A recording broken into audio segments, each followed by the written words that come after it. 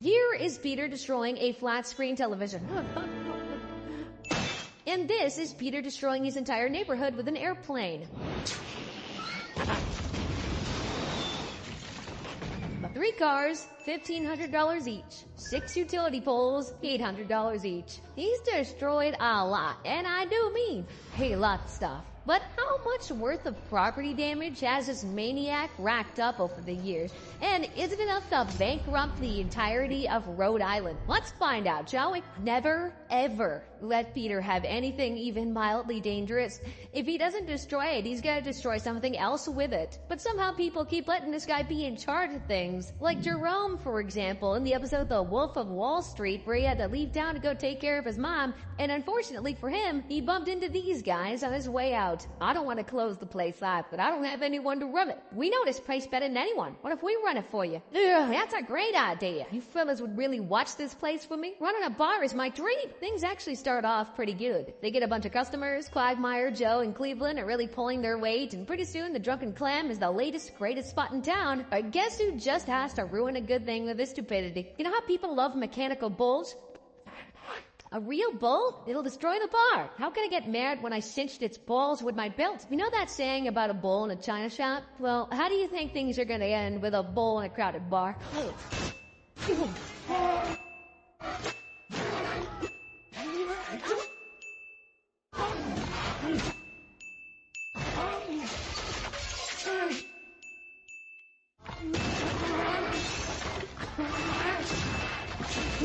The wreckage, the destruction, the dang near annihilation of that bar. Jerome is not gonna be happy. But hey, things can always get worse. You know how Jerome had to close the bar for a bit to take care of his mom? Yeah, she died, but that's not even the worst part. Her painting's all I got to remember her by. I'll see you tomorrow. Well, they're really screwed now. So what do? First, they try to paint a replica of Jerome's mother, but that goes nowhere. So they decide to contribute funds to fix the bar before Jerome gets back. Nah, I'm just kidding. They make straw decoys of themselves for Jerome to beat up, and somehow that just kinda works. Kinda. Oh no, I left the real me in there. He's falling for it, guys. He thinks I'm me. It's kind of refreshing to see Peter face the consequences of his actions. He's done a lot of stuff that deserves several whoopings, like being the worst neighbor imaginable for one. This man is the last person you want to live near. Just look at what he did with the Peter copter. Quick, to the Peter copter!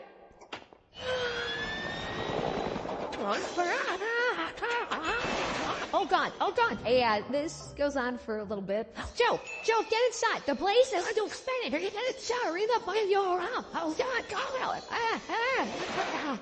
Rip that lawn and driveway up something fierce. Joe isn't even the neighbor that suffered the worst at Peter's hands. No, that honor goes straight to Cleveland. For some reason, Cleveland is doomed to repeatedly have his house destroyed by Peter's insane antics over and over again, like the time he bought an indoor hot air balloon. No. Peter's house is canonically worth $357,958, so Cleveland's can't be that far off. I'm just gonna call it $300K to fix structural damage that bad. And Cleveland has had to fix it a lot. Like the time Peter bought a tank and decided screwing around with it was a fantastic idea. No. Or the time we got a giraffe and just let it roam free the neighborhood. Then there was the brain-damaged horse getting in his way. And also the time Peter got a little too excited after watching a Roadhouse. Get off my plane. It's not even the same. Oh, not gonna talk to me like that in my bar. Not a bar. Oh, and let's not forget about the episode Stewie and Brian messed with the timeline and everything started going backwards. No. Oh, hey, Cleveland. Australia, here I come. Who can forget the time his crazy antics actually killed Loretta, Cleveland's ex-wife. Time for United States of Terror. No. I gotta know, is Cleveland's house made of cardboard or something? It just crumbles so easily. Either way, it's gonna cost him a pretty penny. Peter messing around with stuff he definitely shouldn't be isn't even when he's at his most destructive. Nope, it's when he decides to fight somebody, and boy has he fought a lot of people. Like the President of the United States, for example. You are poor.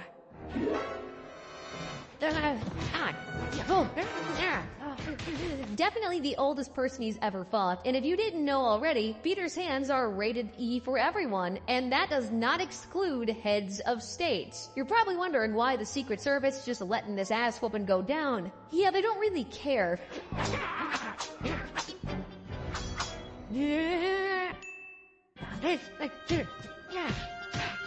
Punch their way into the White House proper and just keep wailing on each other.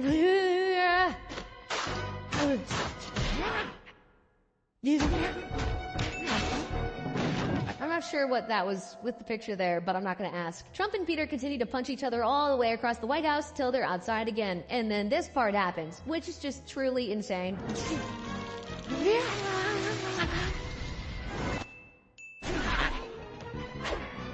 The hell was that? I don't think that's how tasers work. And Peter straight up melted that guy too. They keep fighting cause nothing can slow them down, and at this point they might as well just be on a tour of Washington DC, cause their fight somehow takes them all the way to the Smithsonian National Air and Space Museum. Things aren't about to get any less weird either. Both of them have stolen priceless relics and taken the fight to the skies.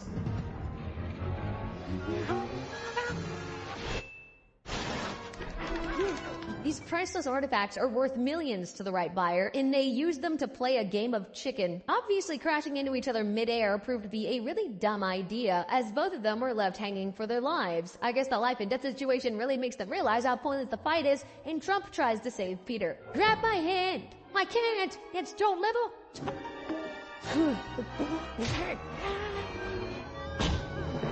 Survived the incredible fall thanks to, and I'm not kidding, Justin Trudeau, who shows up at the last minute and saves the day, I guess. Don't ask me, because I don't know. Politics is weird. By the by, Peter doesn't just fight actual people from real life, he's even crossed over to a different show just to throw hands, and you probably know what I'm talking about. I'm talking about the Simpsons and Family Guy crossover, specifically towards the end of it when Homer and Peter got into a bit of a scuffle. I know, it isn't Quahog, but we're gonna count it. I speak for all of us when I say I am over the Simpsons. I'm saying the Simpsons suck. Okay, yeah, more than just a little fight, because pretty soon they'd already punched each other down the road, and just like the last fight, they were about to take a tour of Springfield.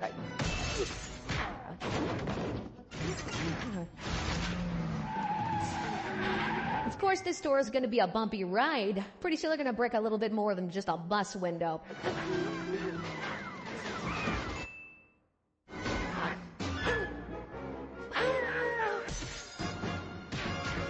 In the sham hell did he do that? Teleporting aside, so far they haven't really done any real damage aside from a dozen fender benders, but things are about to go nuclear.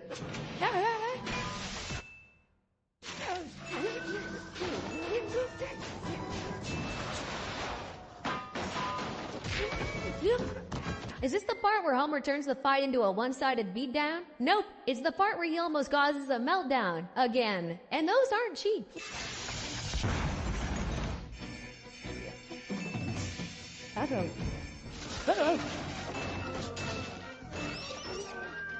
They fall through the fracking floors like it's paper mache into a vat of nuclear waste, which, I mean, judging by how Mr. Burns runs the place, isn't exactly all that surprising. Falling into a vat of toxic waste doesn't kill them, or at least give them super cancer. No, it gives them superpowers instead, which of course just means they can destroy stuff even more.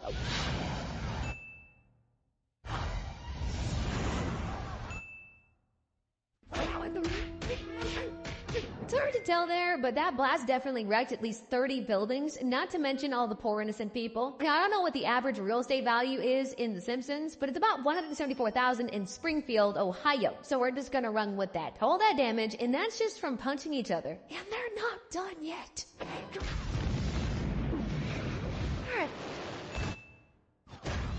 Damn it!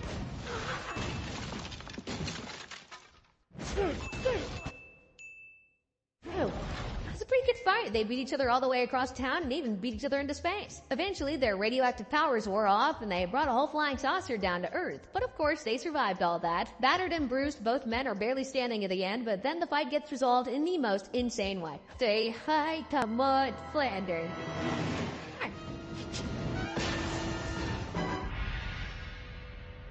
Yeah, so Homer just straight up dies. Okay, fine, he doesn't die. He really should have, though. But he just kind of walks it off. Homer and Peter say they're sorry and things go back to normal. Well, about as normal as a Family Guy Simpsons crossover can be. Anyway, by the way, when it comes to Peter fighting people and wrecking everything around him, I'm just getting started. This man has beat on a lot of people, and that includes his own dog. Brian the dog Peter takes care of is in love with Peter's wife, and he even makes a move on her. Of course, Peter is mighty pissed and confronts Brian about it. He did not get an apology, though. Instead, he got this. Well, who the hell are you to tell me how to run my marriage? You couldn't even get Jillian to take you back, and she was dumber than Lou Ferrigno. Unfortunately, this fight was not as one-sided as I would have liked. Brian, the two-faced wife-stealing Ingrid, puts up a pretty good fight, meaning the bar ended up being the real victim here.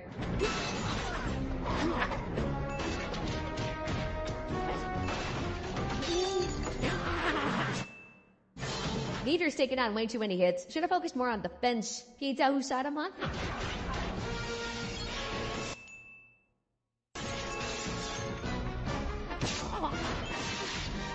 Oh, unfortunately, the fight gets separated before Peter can go on the counterattack, so they just decide to talk things out instead. Brian promises to stop trying to steal Peter's wife, and, well, we know all that's a big ol' freckin' lie. I still think Peter went too easy on him in that fight. Otherwise, that's a good chunk of damage he's done there. Tallying up all the absolute destruction this man has left in his wake so far, we're looking at $1,057,870,124 in damages already. And no exaggeration here, that isn't even up to half of the kind of damage Peter has gotten up to in total. Despite Brian being himself, he is not Peter's nemesis. No, his nemesis is a giant chicken. His hatred for this fracking chicken has led him to basically destroying all of Quahog. The chicken's name is Ernie, by the way, and boy does he not deserve the ass whooping Peter keeps giving him. What started this incredibly destructive rivalry in the first place? Well, an expired coupon. Oh yeah, and that nice chicken act I gave me this coupon. Sorry, this is expired.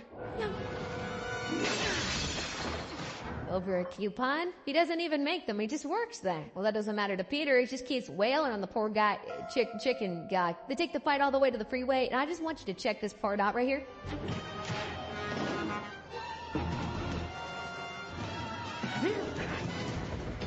You know, for a fat guy, Peter can really move. Either that or his unbridled rage allowed him to rip a wormhole in the very fabric of space-time, which I don't know about you, but I think is pretty likely. They continue their fight in the back of this truck, but this fight's about to cost more than one broken window.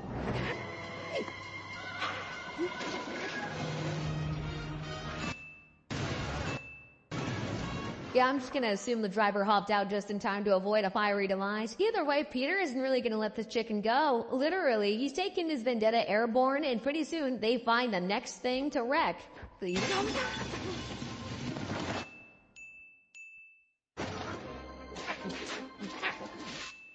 The window I can understand, but right through a concrete wall, too? Peter is officially the last guy you want to give a bad coupon to. The beatdown just keeps going as well. He even gets an innocent photocopier involved. I know it's still making copies, but there's no way bashing someone's head in with a photocopier isn't at least going to void the warranty. Ernie looks good and done for after that one, and Peter goes to take his victory lap. Check it. Gave me a bad coupon. Ah!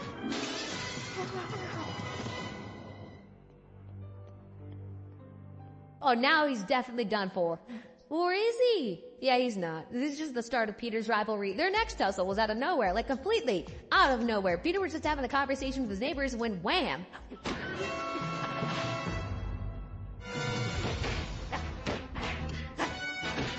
They start throwing hands right there in the middle of the road, and once again, Peter is putting up quite the fight. Why is he so good at fighting? It's honestly impressive. Speaking of, there's one tiny little problem with fighting on the road. Cars tend to drive there.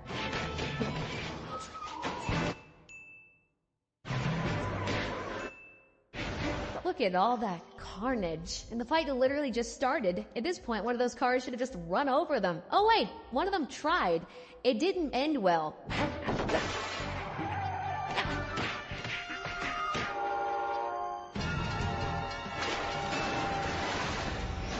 Poor guy, absolutely demolished by that train. Yet somehow, the sheer power of their bitter hatred kept Peter and the chicken alive, and they resume fighting, this time on top of a fracking train. For a while at least. Eventually they fall off the train and heck, even fall off a cliff while they're at it. Good thing they've got a ship moving by to soften their fall. This is medium rare. Getting hit by a moving train didn't kill them, so no, I'm not exactly surprised that insane fall didn't kill them either. They just keep punching each other like nothing happened, but they're gonna do more than just punch each other. They just need to find something to whack themselves with.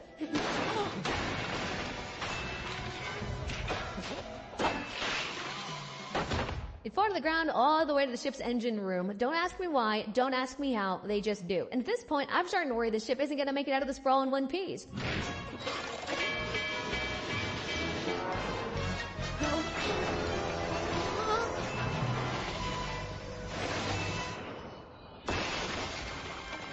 Okay, yeah, I said that was carnage before. Now this is carnage. And of course, once again, they keep just punching away like they didn't just rip the whole city in half. And yes, the average real estate value in Rhode Island is $500,000, meaning Peter is going to have one hell of a heavy check to cash. Peter's on the back foot getting the snot beat out of him literally when he's saved by the bell. Or should I say propeller?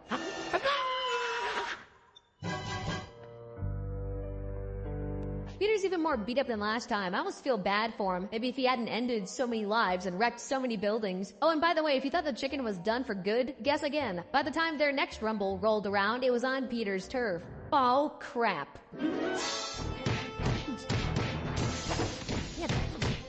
You know what? I'm not even gonna count all that damage. Wrecking his own possessions doesn't count. Honestly, out of all their fights so far, this one has to be by far the least destructive. They punch each other on Peter's property for a while, eventually falling into the sewers and doing this with the disgusting sewer water. Ew. Folks, that water is brown for a reason, and it's not a very pleasant one. After playing around in some filth for a while, they end up on a train throwing hands again, and making everyone else's day just a little bit worse.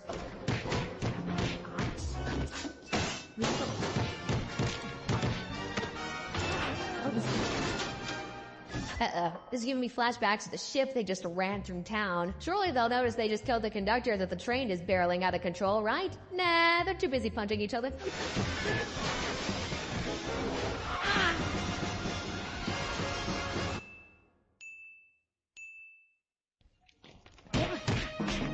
At this point, they're just fighting anywhere. Because tell me, why these two are exchanging blows while precariously perched at the top of a construction site? But just hold on a second, because these boys are about to take this fight airborne again.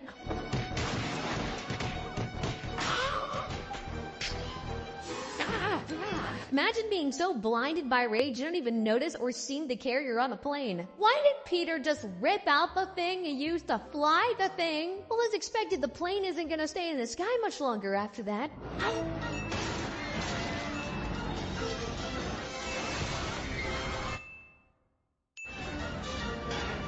Not even falling from the sky is going to slow these two frickers down, much less a massive Ferris wheel barreling its way through town, wrecking, destroying, purging everything in sight. Despite the circumstances, they still managed to keep punching each other, though.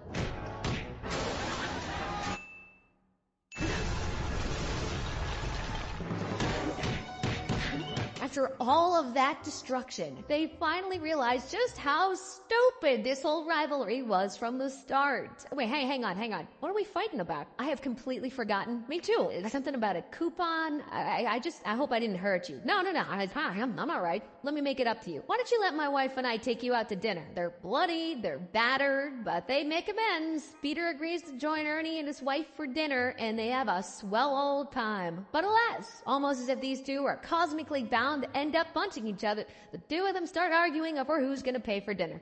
Let go of the check. Ernie, stay out of this. Don't you talk to my wife like that. Oh yeah? What are you gonna do about it? Some people in the restaurant quickly make a run for it, which is certainly the right choice because you do not want to be anywhere near these two when they start fighting, because of all the stuff they love to break.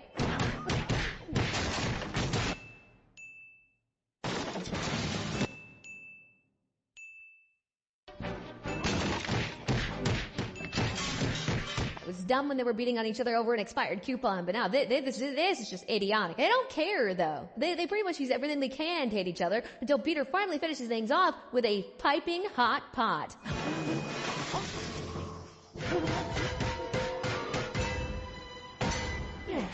You're the victory lap. Now, would you believe me if I told you the chicken was finally done for? You wouldn't. Well, I can't blame you, because he is still alive somehow. And you know what that means? Even more chicken fighting. I feel like we've been talking about Peter fighting this stupid chicken for like the past 10 minutes. People better start clearing the streets. Things are about to get ugly. They even get a not-so-innocent ice cream truck involved in their shenanigans this go around. You bastard! I'll give you one guess what Herbert was doing with that ice cream truck. Here's a hint. It's not just selling ice cream. Anyway, wrecking his truck might just be the only justifiable bit of damage Peter is responsible for.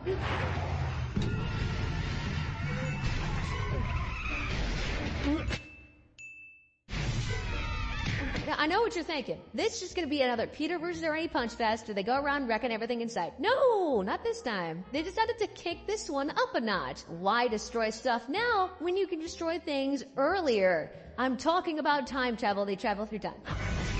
Well, now I've seen Woodrow Wilson naked.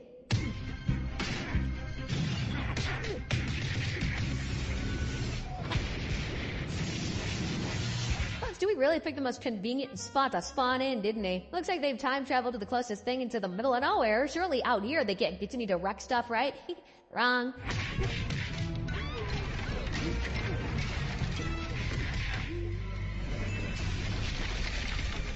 Well, aren't they lucky? Managed to hit the only time-traveling DeLorean at this particular point in space-time. I was wondering how they were gonna get home.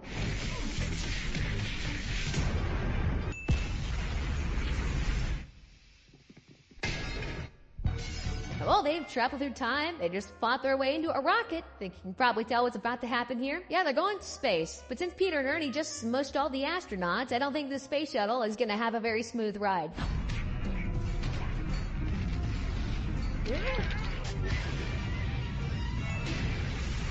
I'm pretty sure they just destroyed the entire International Space Station. Now that's gonna cost a pretty penny. So they survived traveling through space. Are they gonna survive the cold emptiness of space? Bet your bottom dollar they are.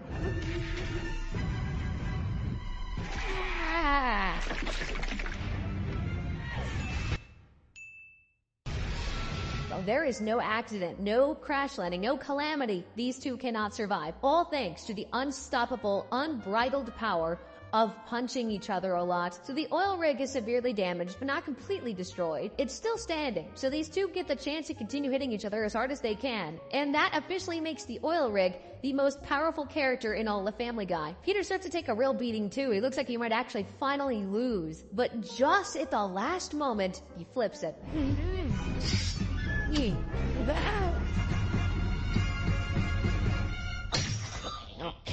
A hanging?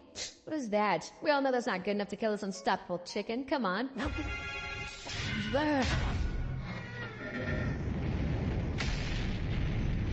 Okay, yeah, that's gonna do it. No coming back from that one. The rig blows up completely and Peter walks away. Once again, a victory lap. Except you probably already know what's coming. That's right. Stabbed and roasted by a jet engine still ain't enough.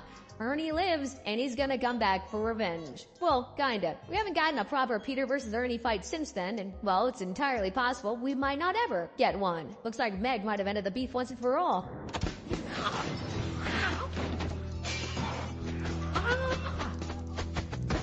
Yeah, that actually happened. After all these years, Meg is the one that finally killed them. They don't even do the thing where they hint at his return. It might actually be over. Now, there are a couple of Peter vs. Ernie fights I haven't shown you yet, mostly because they're a little weird. Like the one from the episode where Stewie and Brian messed up time and everything started going backwards. Looking to fix things, they stumble upon the aftermath of one of Peter's battles.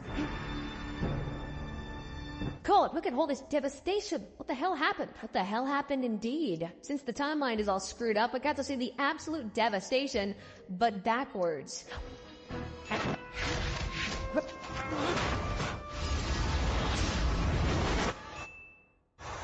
course they somehow got on a plane and crashed the damn thing. Not even a little surprising. Now, this is the only fight that isn't from Peter's perspective, so we don't get to see everything they destroy, but we get to see a chunk of it, like this out-of-control bus, for example.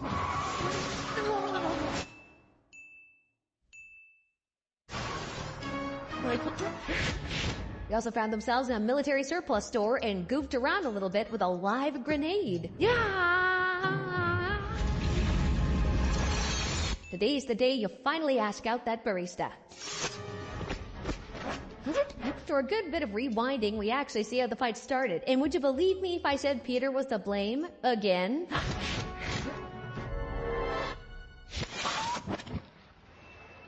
Told you this one was a bit weird, but there's one more showdown between Peter and his feathery nemesis I haven't covered yet. Frankly, most fans of the show have probably never even seen it, and that's because it's from the Family Guy mobile game, The Quest for Stuff. You won't get away with this. You hear me? Loud and clear. Being the intro for a mobile game and all, this one's actually pretty short, but that doesn't mean Peter doesn't break stuff. In fact, he commits the most amount of damage we've ever seen in the series.